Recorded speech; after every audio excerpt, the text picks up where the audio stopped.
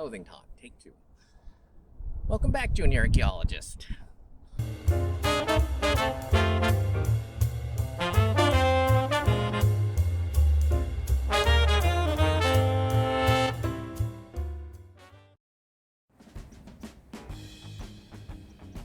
They should be more concise.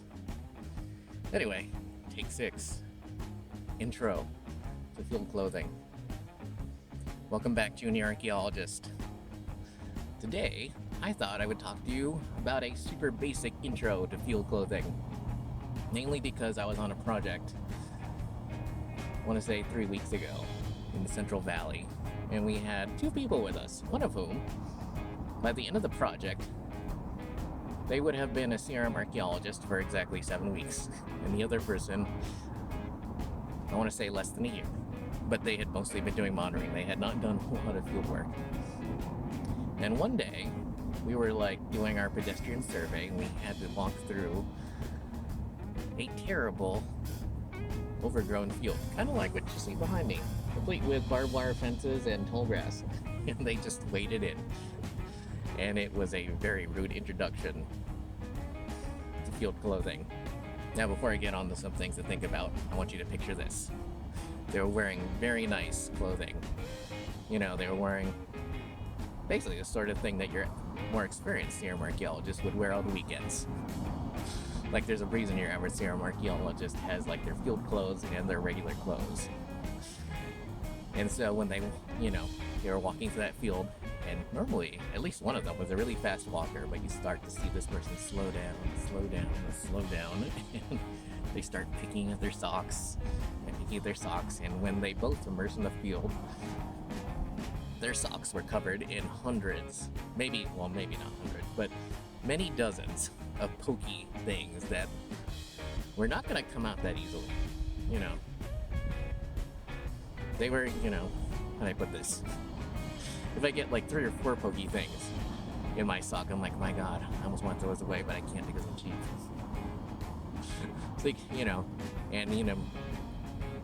I usually slow down with the one pokey thing in my sock, and these people actually were troopers, and they carried on even though there were dozens of pokey things in their sock, and at least one of them was determined enough to just kind of finish it through the pain. I think that person might become a really good CRM archaeologist, but you never know. Anyway, like I said, they were wearing their regular clothing. They were both wearing very modern, slim fit, tapered pants. And one of them was wearing, I want to say Adidas sneakers? Sneakers. And, their claim was that they just like being comfortable when they walked, which I can totally understand. But one thing that they didn't understand, one thing hopefully you get out of this video, is the fact that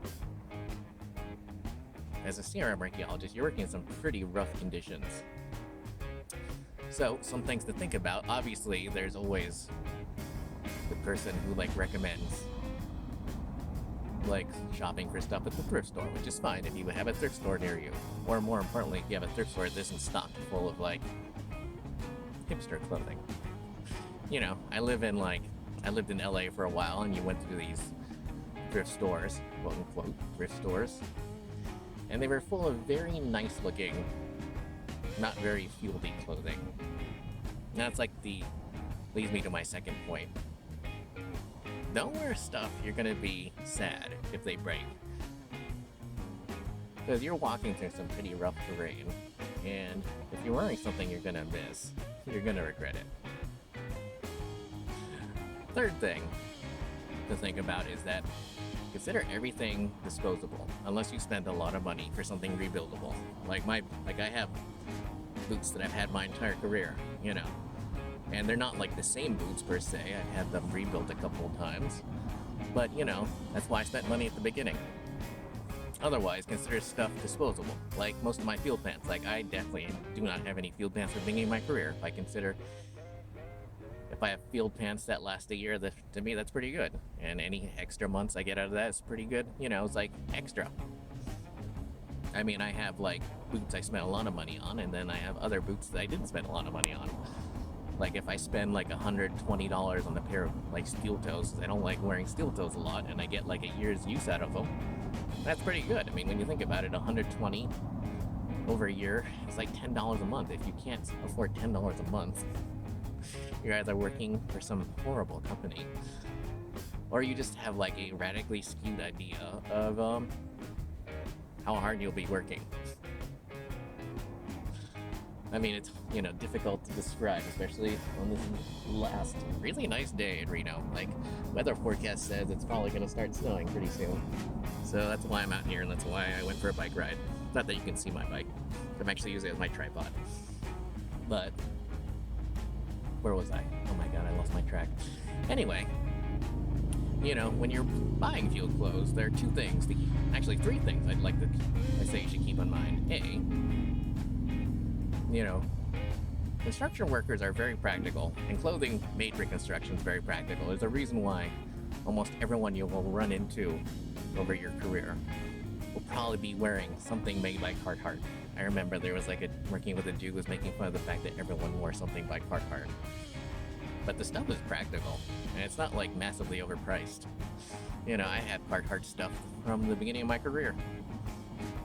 So if you want to know what the dress like, just look at a construction worker, or maybe someone who works in the warehouse or something. Oh, I guess there are four things to think about. Anyway, second thing to think about. A lot of that stuff you buy out of the outdoorsy catalogs, like the $100, REI pants, or the $300 Vasky hiking boots. That's probably not the way you pronounce it, but whatever. That's made for weekenders. And that stuff is just as disposable. It's going to wear out just as fast as any sort of $40, $30, $40 pants you buy at Walmart. Trust me, I've looked. Anyone who says you can get $20 pants at Walmart is lying. Because, all the pants I use for when I go bike riding are Walmart stuff.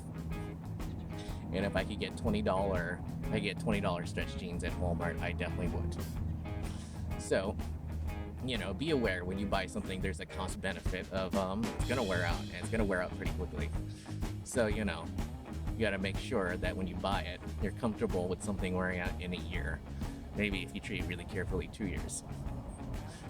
Third thing to think of is that if you want something to last forever, like you want to buy something and not think about it for the rest of your career, it's gonna cost money.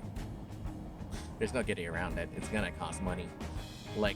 All the boots I have from the beginning of my career, cost crazy amounts of money. Even when I think about it now, it hurts. On the other hand, I've never had to think about them again, so and I was definitely very sure that I wanted to be a serum archaeologist. If you're not sure, I definitely would wait until it's you're definitely sure that you love this job, or you start looking at White's boots, or Danner boots, or whatever, because that stuff isn't cheap. Oh damn, there's the fourth point we're gonna make. Huh. Oh. Give up on the idea of looking incredibly stylish. A couple of years ago when stuff wasn't as slim fitting and, tapered as it is today, it was more practical to wear street clothing in the field. Now that everything's slim and tapered and blah blah blah, that stuff isn't gonna work in the field. Give up on that look. You're gonna look like a construction worker, you're gonna look like an outdoorsy person. That's just the way it is. So if you're thinking, oh, I'm gonna get in this job, and this is definitely aimed at people who are getting the job at the beginning, you're not gonna look very stylish. Anyway, people keep walking in the frame, so I am gonna cut it off here. If you found that useful, don't forget to like, share, and subscribe. And hopefully I gave you new people something to think about. Anyway, have a good day.